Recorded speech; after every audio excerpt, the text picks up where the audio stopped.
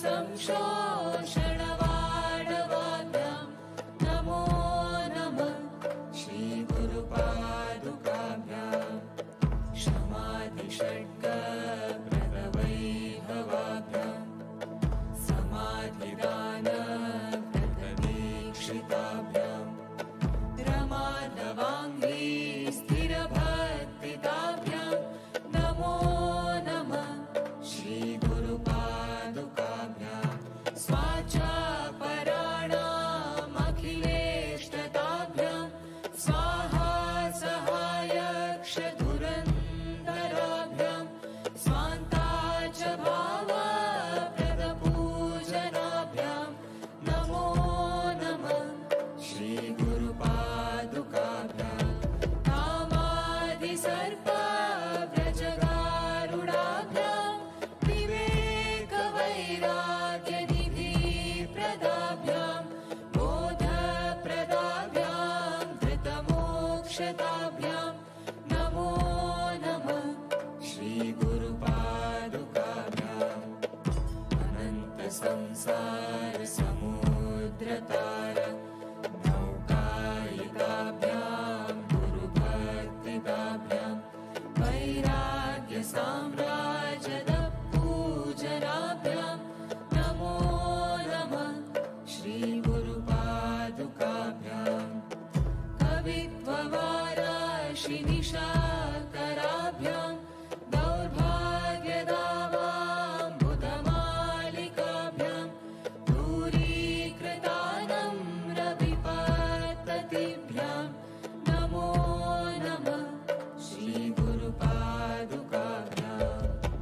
नताययो श्रीपतितां समीयु कदाचिदप्याशु दरिद्रवर्या मूकाश्च वाचस्पतितां हिताभ्यां नमो नमः श्रीगुरुपादुकाभ्यां नालीकनिकाशपदाहृदाभ्यां नानाविमोहादिनिवारिकाभ्यां नमः जनाभीष्टततिप्रदाभ्यां नमो नमः श्रीगुरुपादुकाभ्यां नमो नमः श्रीगुरुपादुकाभ्यां नमो नमः श्रीगुरुपादुकाभ्याम्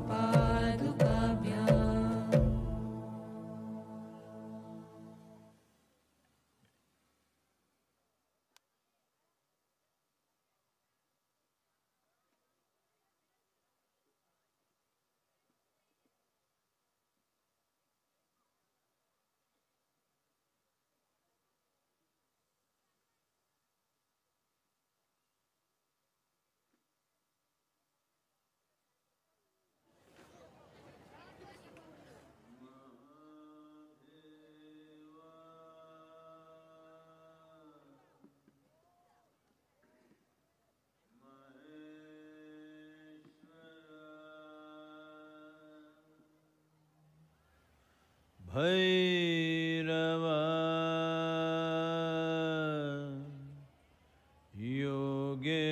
योगेश्वरा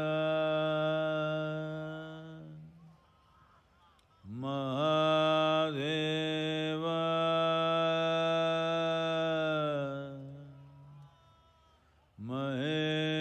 महेश्वरा भैरवा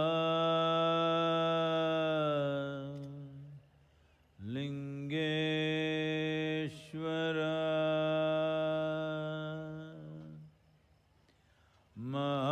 महादेवा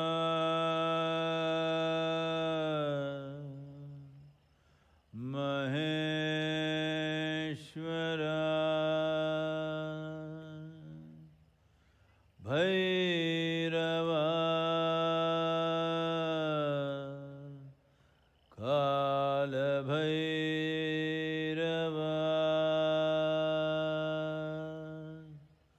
काल काल Bhairahawa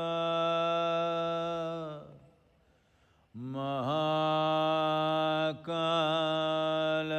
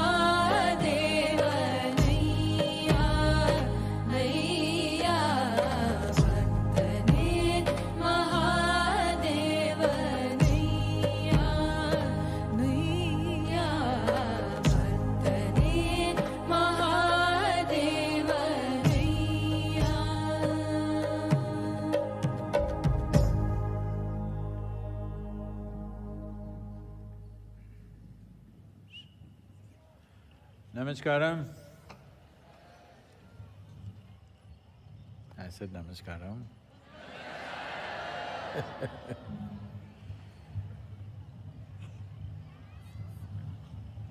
Seeing that I have to say 2 namaskarams to get 1 namaskaram from you,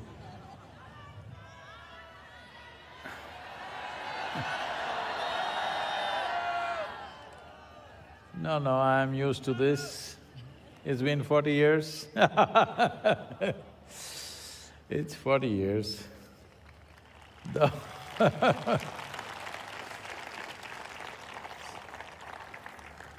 So, on that day, when I went up Chamundi Hill,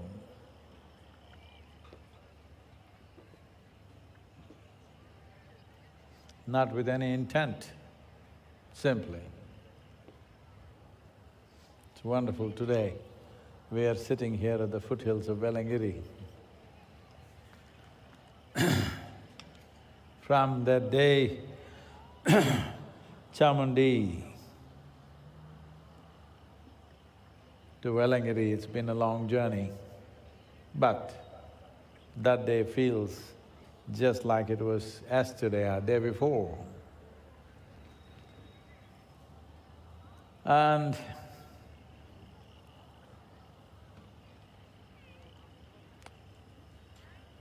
should I speak to you about the ecstasy of that or the pain of the consequences? Both, everything. Everything will take 40 years.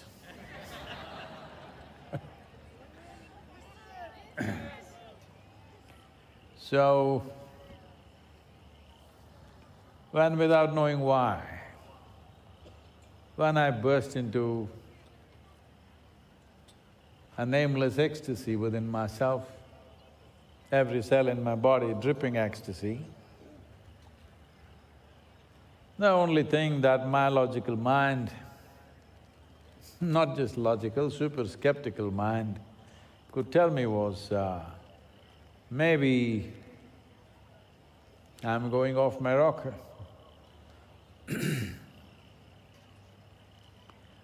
That day when I went up, I was a very smart young man. But I lost him there. I don't know what happened to him. Because he was made up by me. And this guy came and trampled on him and destroyed him completely. He was a really smart man. Lost him, completely lost him. But left with, as I said, nameless ecstasies bursting out, overflowing.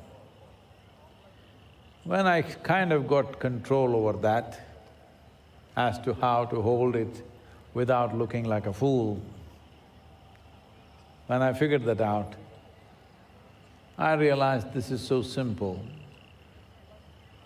If I just create a little bit of space between me and my physiological process or my body, between me and my psychological process or my mind, if I just create a little bit of space, well, every cell in my body is dripping ecstasy.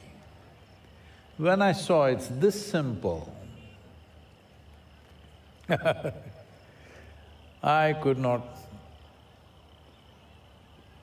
think of, I could not help thinking of making it happen to everybody, because I've been looking around, meeting various kinds of people, trying to experiment with life in so many ways.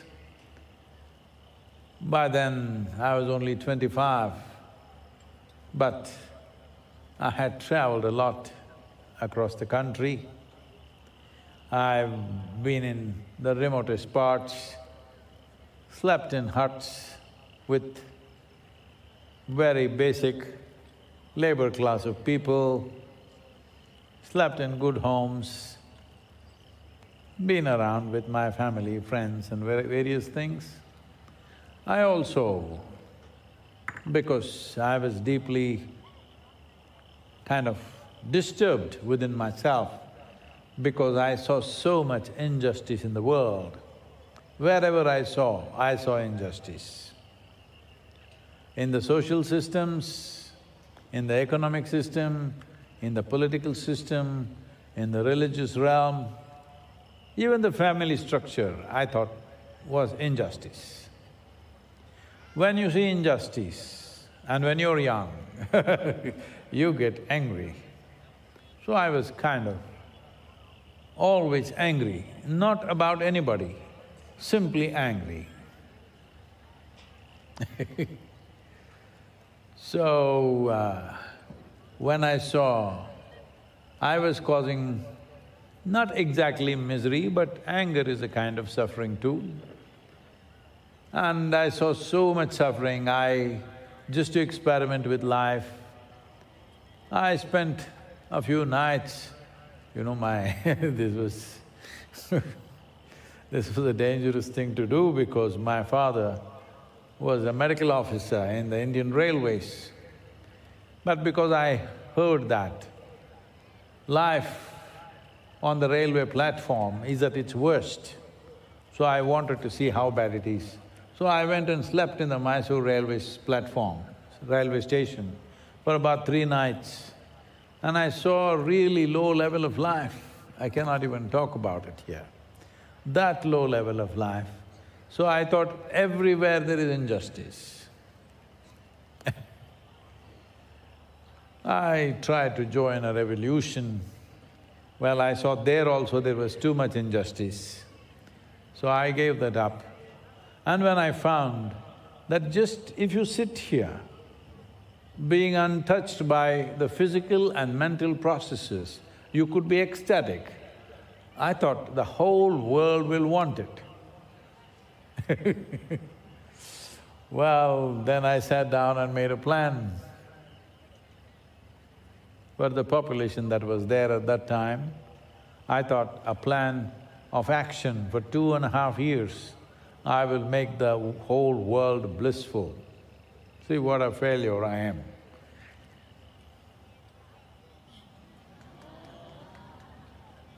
Because all of you like this, I have to do 2 namaskarams to get 1 namaskaram.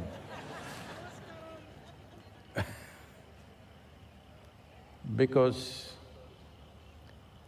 being involved in the simple process of life, most people have lost the fundamental spirit of life. Process has overtaken the spirit. How you were as a child. I'm not holding your childhood as an ideal. I'm saying that is the square one of life. If any progress had happened, by now you should be dripping ecstasy. Hello? For the joy and playfulness and exuberance that you started with, by now, whatever is your age, you should be dripping heap of ecstasy.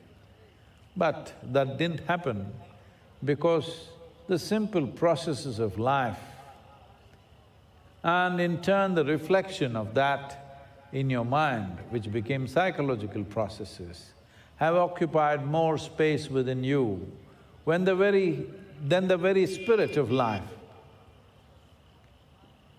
Is he honking at me? Okay. So then I started in my own way because I've been practicing yoga since I was 12 years of age. I thought, this is a good way to share my experience. My effort was to somehow rub off my experience of blissfulness and ecstasy upon people. Then I found, though I knew half the town, for various reasons I was socially active and people knew me, But when I tried to enroll them into my program, which was a 2-hour, 4-day program, nobody wants to come. Hello? Because lot of people had concluded that I'm dangerous. Why am I dangerous? Simply because our business, or a few businesses that I had built by my own dint, I didn't owe money to anybody, nor did anybody give me anything to make these things happen. When I suddenly decided to just drop them, people thought this is very dangerous, he's a wrong influence upon us. So nobody wants to come. Then I had to cajole them, coerce them, threaten them to somehow get me to my program. Only 7 people turned up. But I'm extremely grateful to those 7 people because till that time, I was in a kind of condition where I was not willing to learn anything from them, learn anything from anybody, nor was I capable of teaching anything to anybody. I must tell you, this will be very surprising for you.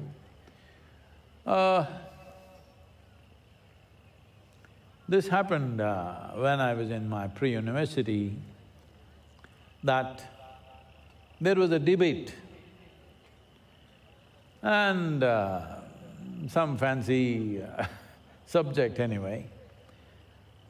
Then everybody was participating, and me and debates and that kind of activity, academic activity and me were off.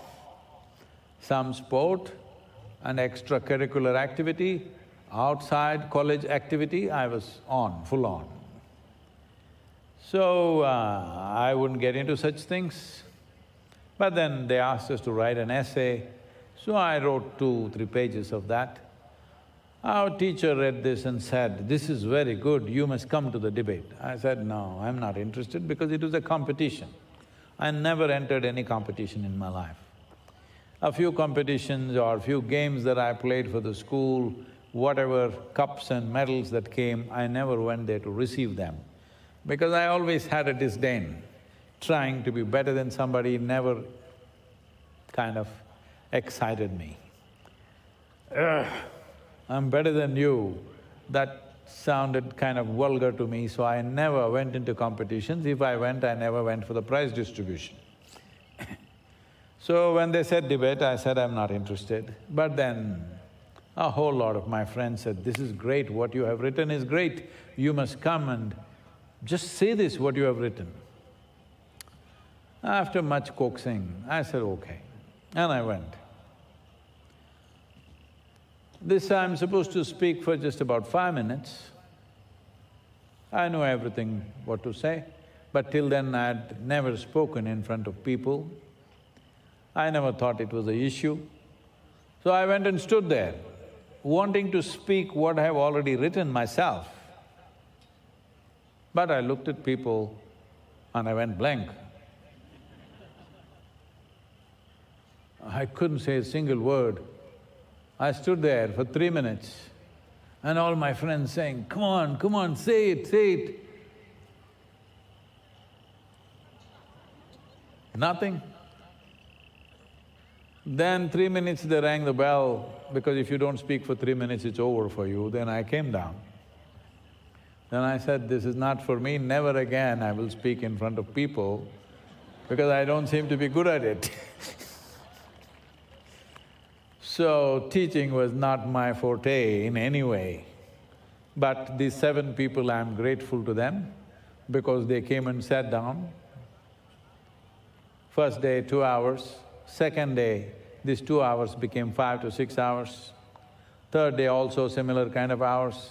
When fourth day came, they said, "This is too good, we want to listen some more."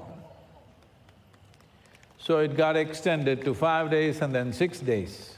Then it became a 6-day program. No control over what happens, simply whichever way it goes. What I saw was, From 1982, 83 to 89, for those 6 years, nearly 7 years maybe, 6.5 years, when I conducted these programs for all kinds of people, everybody was dazzled, but they didn't know what I was trying to say. They knew there is something here of value, but nobody could figure out what it is. Initially, I was kind of, okay, at least I'm leaving people dazzled, they'll go home and think and get it. But then I saw leaving people just dazzled is no good. So in 87, 88, I transformed the whole way I transmit things and try to bring an experience by shaking them to a point. At least 80% of them would be crawling. If I'm just speaking, they would be crawling on the floor all over the place, not knowing what's happening to them. So that was a good mop of the floor, but tears and crawling and screaming was happening. But I knew if we have to reach the world, we have to refine this further. So, I try to teach in many ways. Programs were never standard. Sometimes these programs for 6 days, sometimes 12 days, 13 days. Full 12 days, I will speak only motorcycles. Full 12 days, I'll speak only butterflies. Full 12 days, I'll talk only flowers. Because I saw it doesn't matter what you talk about, as long as you transmit the experience, that's all that it matters. Then a time came when, I would do one program and then disappear. Nobody knows where I am, I'm just gone across the country and come back and again start another program fresh. So people started, too many people, and slowly they said, we want more, more, more. I got trapped. Then we thought we will train teachers. Once training of teachers came up, then we had to standardize the program, which I didn't like because I could walk in and talk about just anything and it would still work. Now I had to talk about the same thing. It was extremely difficult for me to talk about the same thing in every class. For about 2 years, I struggled to talk about the same thing. It's very, very difficult because I was not made that way. I am not structured in that sense. So it took a lot of beating myself up and structuring myself so that I deliver a structured program so that we can train people. Even then, when I decided to train people for teaching this basic program that today we call as inner engineering, everybody, whoever, those few people that we brought in to train, they said, there is no way anybody else can teach this program, how is it even possible? To make them believe that they can do it, it took a lot, but once we trained them, then people came back and told me, Sadhguru, your teachers are better than you. I said, that's great. So this went on, and then shifting to online, I always knew that we have to go technology even before the technologies were where they are today, or even much more rudimentary way in 2006, 2007. Even well before that, I spoke to a few people that we have to deliver this on large platforms. Otherwise, we will not make any significant change. It doesn't matter, I can scream myself forever, but it's not going to happen because many great beings have come. When they spoke, hardly anybody could hear them, and after they went, all the other people misinterpreted them in 1,000 different ways. This is going to happen to us also. So we have to go online. We have to find platforms to deliver. I'm saying this before we had these platforms. It took a lot of convincing to our own people to make them understand that it could be delivered online.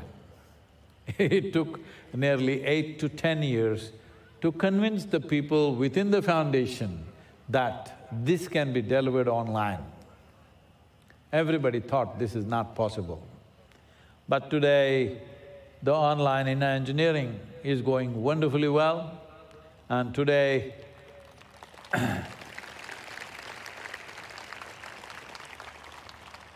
you should probably already know this, being the 40th year or 40 years, we are delivering a much more upgraded inner engineering, adding various aspects to enhance experience. From today on, it'll be launched and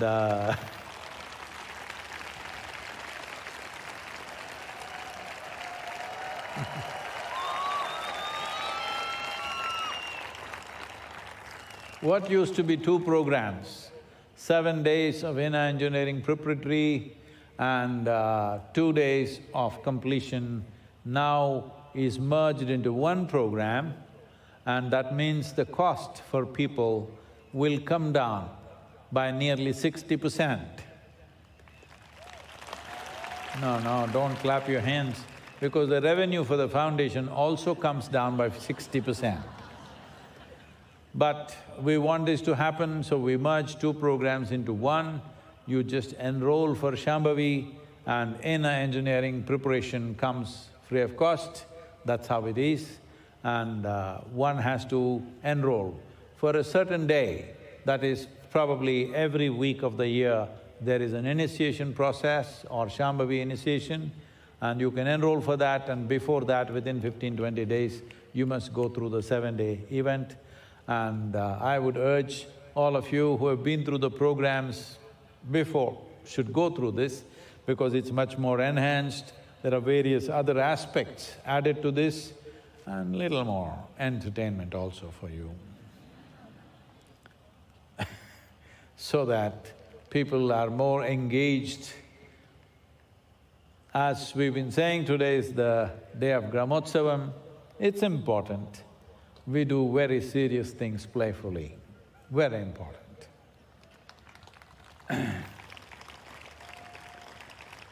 If we don't learn to do things playfully, we will carry life as a great burden upon our heads, especially spiritual process. If you don't learn to do it playfully, then you will see people who claim to be spiritual, they look like goats. No, I don't wish to insult the goats, they're quite lively as far as I can see. In the name of spirituality, people have made themselves half-dead people. Spiritual people should be doubly alive, but they're half alive and they claim they're spiritual. So this is very important, especially if you think you're doing something significant. Doing it playfully is very important, otherwise the very burden of carrying something so serious makes you dead serious, and you're in the wrong order of life. First you should get serious, and then you should be dead. If you become dead serious, wrong way of doing life, absolutely wrong order of things. So today particularly is very important because the world is facing certain situations. There are many aspects to this. One important aspect is the mental health on the planet, the human mental health on the planet is in serious question. When I say in serious question, mental health is no more, or mental ill health is no more something that happens to somebody far away, somebody goes crazy. No, we are coming to a time and age where just about anybody can lose their mental balance. It is expected that in the next 15 to 20 years, there may be hardly any family left without at least one mentally ill person. If you look at the statistics, in United States and Western Europe, you must understand, don't think only Americans go crazy. They're always first on the list, America first, you know They are first on the list, everybody else will follow. India is not far behind. 20% of the adults in United States suffer from some kind of diagnosed mental illness. So many others have not been diagnosed, even doctors cannot treat them, they're so they don't go to doctors, they're just… their families and friends will have to bear with their madness. 55%, that is 28 million people with mental illness and no treatment. This is the reality of the world. Every 20 seconds, somebody commits suicide on this planet. Every 20 seconds. Is there a solution for this? Every 40 minutes, a child below 15 years of age commits suicide in India. When children want to kill themselves, we must understand we are doing something fundamentally wrong. That's all. When children, who should be bursting with life, they're embodiment of exuberance, but when they want to take their own life, that means we are doing something fundamentally wrong. There are various aspects to this, the type of education that we do, our social situations, and the kind of food we are eating, the kind of atmosphere we're living in, everything adding up. Physical illnesses will come in a big way later, but the first thing that fails is the software. Hardware will also fail after some time. That is also bound to happen, but before that, we hope we'll turn around. But right now, mental illnesses are going through the roof.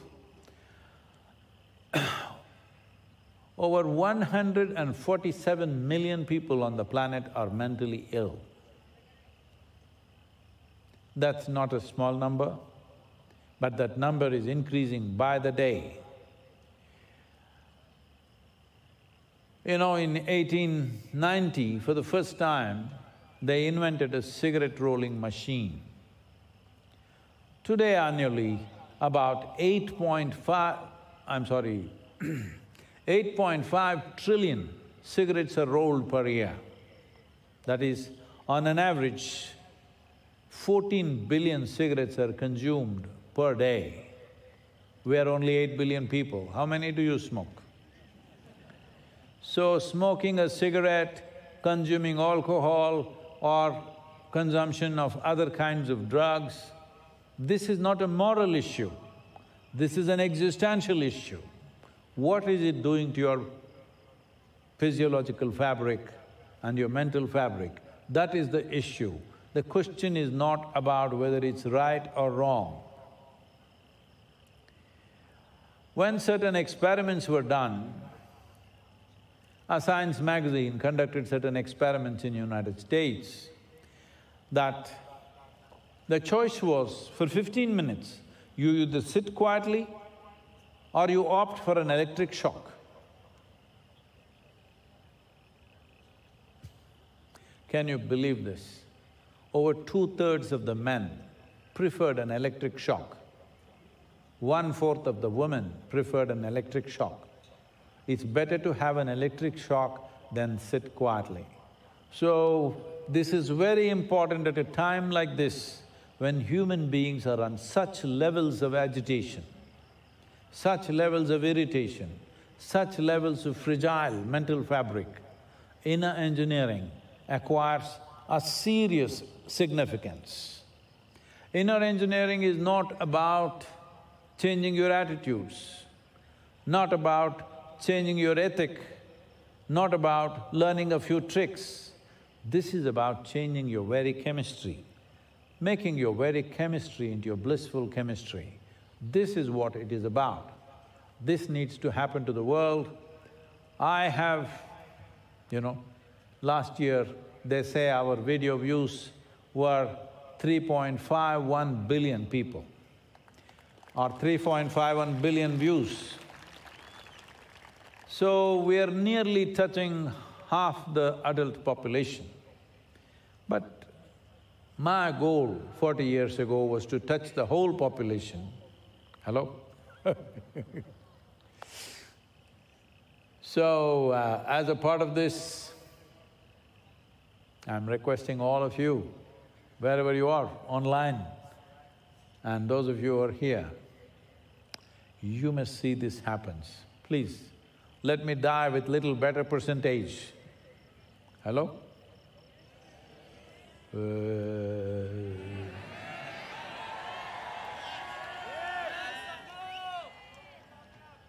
How much percentage will you increase for me?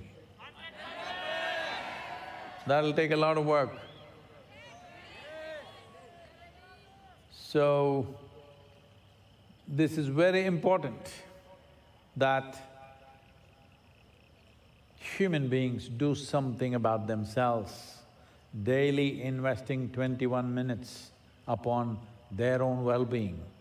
Can't we inspire human beings to do something for their own well-being? They don't have to do anything for anybody, for themselves. Hello? But it's not been… I do things joyfully, but it's not been an easy task. Getting people to be concerned about their own well-being, you will be surprised how resistant they are to their own well-being. So, take it upon yourself, because if you want to live in a wonderful world, if you want to live in at least a sane world, it's important everybody around you is sane. And World Health Organization is predicting a pandemic, mental illness pandemic. That means just about everybody around you will be like that. Recently, the Surgeon General of United States said 1 in 2 Americans are feeling lonely. 1 in 2. What's happening to the other guy?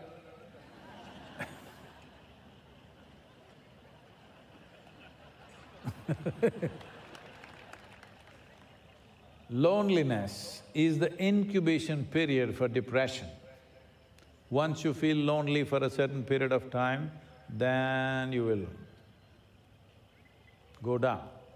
You need to understand, I've been talking about this for 40 years now, that if you are willing, you can rewire your brain completely today.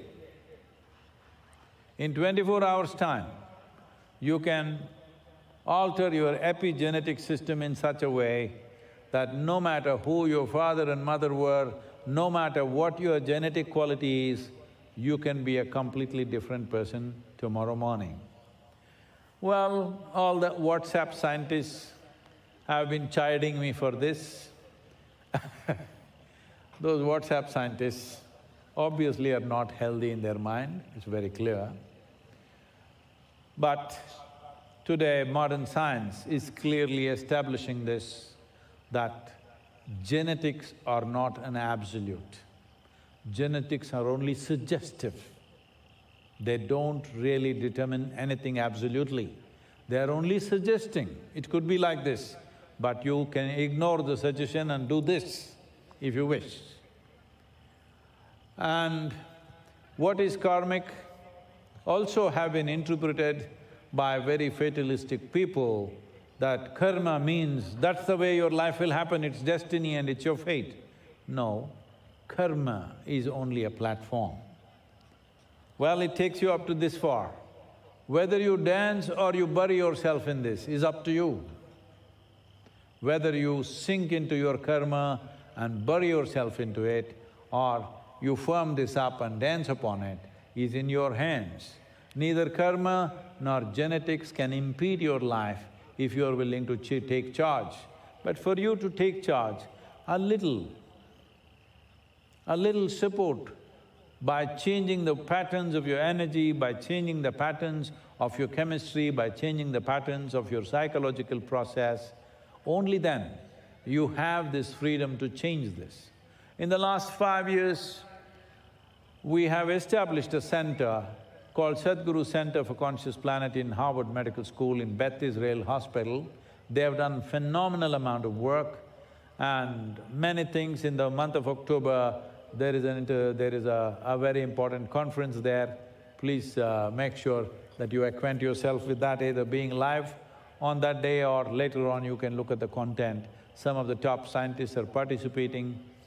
And till now what they found is, there is 70% increase in endocannabinoids and also the BDNF or the brain-derived neurotropic factors. This 70% increase in endocannabinoids is 23% more than what happens in a sexual orgasm or intense exercise. Just sitting here, you can be in such states of ecstasy and blissfulness that you don't have to run after this or that to find that. You don't have to run after bottles of alcohol or pills or men or women. Sitting here, you can be blissful. Once you're blissful by your own nature, your life is in your hands. You can decide what to do, what not to do, without being compulsively doing something. This is a significant shift that every human being needs right now. Almost everything that they do is in a compulsive basis. Either the body is driving them, or thoughts are driving them, emotions are driving them, or social situations are driving them. People ask you, are you driven? I keep telling them, no, I drive. I am not driven by anything. Sadhguru, you are driven by your mission. I am not driven by my mission, I drive my mission. It's very important, all of us drive this life where we want. We shouldn't be driven by something. If we are driven by something, we should take away the tag being from you. We must call you a human creature. If you want to be a human being, you must be driving this life. Otherwise, this is not a being, this is a creature. A creature is driven by various compulsions, instincts and hormones and stuff. A human being has all these things, but you are a human being only when we drive these things the way we want. Otherwise, there is no being. Being means you have a choice of being. You can be whichever way you want. So, this inner engineering now has taken on a new turn, offered in a new way. This is being offered as because I must tell you this, particularly in Western countries, they fear Isha. Why means, what, 17 million volunteers? Over 17 million volunteers, this is like a big church. I said, no, no, no, it's not a church, it's just crazy people coming together and wanting to do the same thing. They said, no, no, no, it's too big an organization, we don't want. We don't mind you, Sadhguru, but this organization. Then I thought this is funny initially, but then when I look back, I also had a lot of resistance towards any organization at one time. That's why when people said, Sadhguru, set up something, I kept on saying, no, no, postponing it till the last moment. When there was no other way, that's when I set up the foundation. Because I thought organization is corruption. Individually I will do what I have to do, keeping it very clean and nice, never allowing anything to happen. So I understood their fears. So as a part of this, we are changing the whole branding of everything that we do. All the spiritual offerings that we do will be just branded with Sadhguru. All the businesses like Isha Life and this and that, outreach and whatever else, they all are under Isha. Spiritual offerings will be with me or just branded as me. Because nobody wants to do a spiritual process with an organization. They want to do with somebody that they trust. So, this is how it'll be. So, from now on it'll be in 7 steps. Transform your life with Sadhguru. This is the program, inner engineering.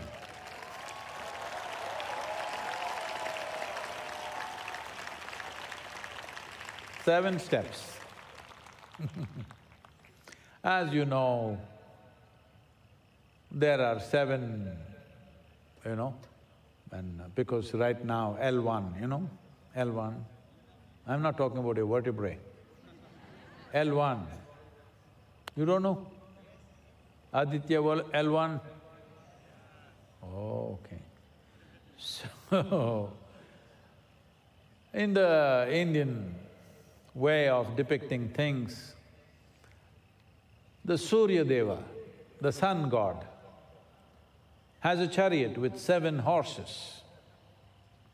This is a symbolic way of saying thousands of years ago that the light is made up of 7 different colors. This is thousands of years ago, okay? When nobody had understood what is refraction probably in the rest of the world. So 7 horses driving Surya Deva's chariot. 7 notes of the music, 7 chakras, 7 rivers, 7 lokas, you've heard of all this. And Sapta Rishis. This is not just in India. If you look at other cultures, well, everywhere they recognize there are 7 days in a week. The Jewish culture said God works for 6 days and rested for 1 day, which is the Sabbath day, which was a Saturday. So that's 7 days. Because leaving the earth and the moon, we recognize 7 other planetary aspects which has influence on us, which we call as grahas. Graha does not mean a planet. Graha means an influence. Something has an influence on you. Or when you perceive something, grahikarde, irukkuda Tamil? Grahipu means to perceive. So something which has an influence on you and makes you perceive life in a certain way is a graha. So we recognized 9 aspects of this planetary system which has a significant influence. In these 9, we discounted earth and moon as part of our daily life and the remaining are 7. So 7 grahas having influence on us. The Christian philosophy also took to the same thing, and 6 days God worked, but He took a vacation on the next day than the Jewish people, because you had to be something different, Your God has to be something different, so they made Him take rest on Sunday. The Muslims or the Islamic religion did the same thing, but they wanted to change the day once again, so they didn't want to take Monday because the Hindus were already doing Monday, so they took Friday. But the same thing, 7 days, 7 aspects. So, the great scriptures in the world, various 7 are there, 7 forms of Quran, and Native American directions are 7, north, east, south, west, up, down and inward. 7 directions, 7 gods of the Greeks, 7 wonders of the world, 7 numerals of the Roman numerical system, and various other things running into 7. In 7 steps, transform your life with Sadhguru.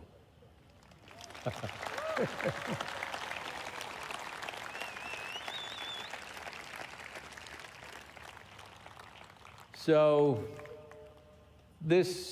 what does this new launch mean? I want all of you who have been through the program also, there are mechanisms set up for you, those of you who've already been through how to go through this, but you must go through this. There are also samples they're giving you so that you can have an experience of how the new people are getting a better program than you. See, somebody said those who last are first. Someone said, those who stand last in the line are first, those who stand first are last. You know? You don't know, it's okay. You don't have to know these things. But those who come late always get things better because things improve over a period of time. Nothing has improved. Cosmetics have improved. The essence is still the same, but I see some cosmetic is needed for you, so I would say that you must go through the new program in whichever way they'll offer it to you in many different forms. And above all, this inner engineering is coming as one package, that is its Shambhavi, which is the important aspect, and 6 days of preparation. This is coming as the inner engineering class part. Please make use of it and see that it reaches the world. Each one of you, those of you who are here and those of you who are online, wherever you are, I won't ask you for a number. Within yourself you commit, I will make sure. Today is September 23rd. Before September 23rd, 2024, how many people will I make sure they go through in engineering? You decide your own number, I will not tell you, but fix some number, let it not be a 0. Hello? Yes, I want my uncle to go through, but my uncle… Maybe uncle wants you to pay, please pay. I want my nephew to go through, but he… Don't listen. If your nephew doesn't go through, he is 22 years of age, find another 10 boys who are 22 years of age and enroll them. Hello? They will become more than your nephews, believe me. Haven't you all become more than my children? So, I want you to know the joy of that. So make sure, what is that number that you will decide? I will never ask you, but decide some number and surprise me by 2024. We have substantial number because this new number of new meditators are very needed for us to roll out what is called as Conscious Planet Movement in September 2024.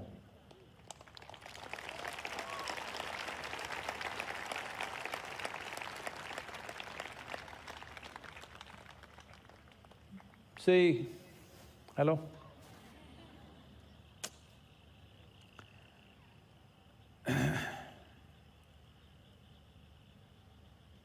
Whether you understand or not, because you may not understand, many of the men you have shaved and ladies have makeup and some of you have Botox, so you may not understand this. See, if you're like this, every day you look at yourself, you understand your time is running out. If you're all made up, you may not understand that your time is running out. This happened. One day, Miss Matilda, you know her? No. Miss Matilda was walking on the street, she was 53 years of age, but she got hit by a bus and all broken. They took her to the hospital, she was barely conscious. Doctors were giving up hope. She prayed, "Oh God, please, I have not even married yet. I've been busy with my career and you just want me to die now? Please, don't take me now, give me some years." God appeared in the hospital room. It's a very… it's one place where he appears very often, I believe. And God said, "Matilda, it's all right, I give you 100 years." And miraculously she recovered in the next 3 to 4 weeks. And she got a huge insurance amount, which was much more than what she had to pay the hospital. Then she decided she will have a redo of herself. She got the lips done, she got every part of her body done, she changed her hair, everything, full made up. 3 months she stayed in the hospital and got completely redone, brand new. She stepped out of the hospital, she was just walking in her new designer clothes and high heels, she was crossing the street, a bus came and rammed into her. And she died. She went to heaven. There she said, God, why did you do this to me? You promised me 100 years of life, and I got myself all done. And I stepped out of the hospital and this damn bus, boom. God looked at her and said, oh, Matilda, that was you, I couldn't recognize you.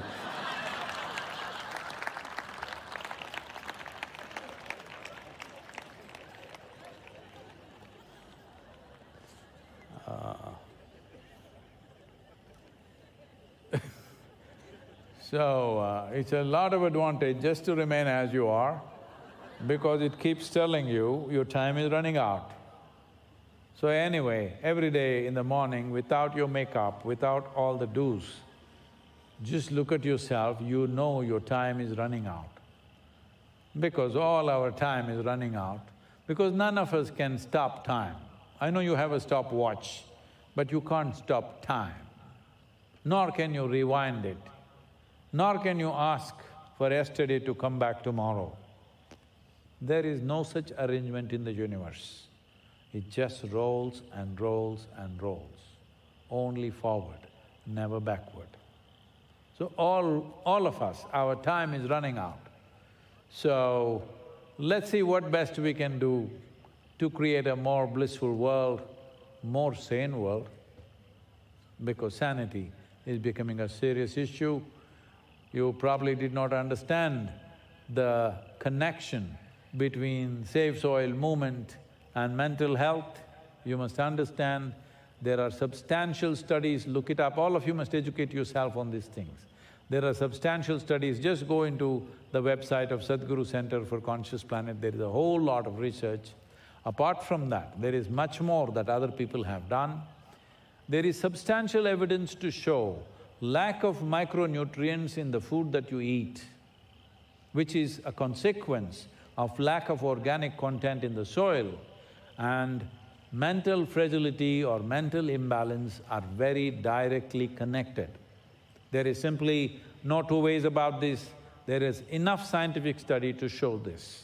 So, regenerating soil is an important part of keeping our physical and mental health, and making sure everybody around is healthy is also important, as physical ailments can be infectious. Mental ailments have an influence. If two people around you are depressed, slowly you will also sink into that. It is not only that, there is substantial studies to show that if you cultivate a certain level of lack of enthusiasm, depression, frustration, it permeates into the next generation. It not only permeates into people around you, it also permeates into next generation. If you have any care or concern for your children, if you have any care or concern for future generations of life, it's very important that you remain mentally stable, sane, exuberant and blissful. If you're willing, ecstatic. We have all the tools to make this happen, but you have to take the tools to the rest of the world. As you see, I'm aging, I'm still not exhausted, but I'm aging, it's not the same. So, all of you young people,